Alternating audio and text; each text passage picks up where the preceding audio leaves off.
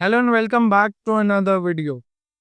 Every person in this world wants to leave a legacy behind or something that people can follow and remember him in words that are particularly pleasing even after he has passed away. So I think this is what we mean when we say that what is a legacy? Then this is what is meant by legacy.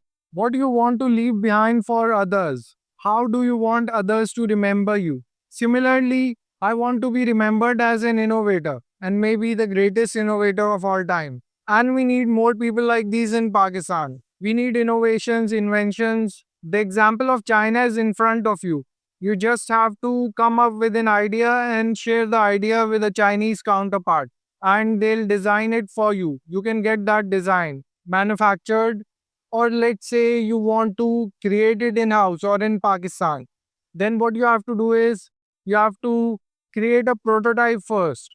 For that, first you have to create a file, a 3D model or a file. You can then go to your 3D printer and print it out. But the idea is always going to be yours.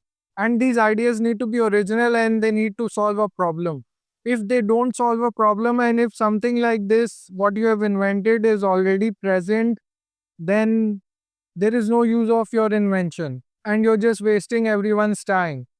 So you have to carefully analyze the invention as well, whether it will create a difference, it will create an impact or not, whether it is feasible to produce, manufacture it for this world or for the audience who is going to use that invention and stuff like that. So you can go to Muhammad Ramiz Kaisar, which is MUHAMMADRAMEEZQAISER. I have a bunch of inventions and innovations that I've done, and there are these things that I've created as well. So you can go to the website and read all that I've written to better understand my inventions and innovations. Innovation is something that you do out of something that is already present in this world.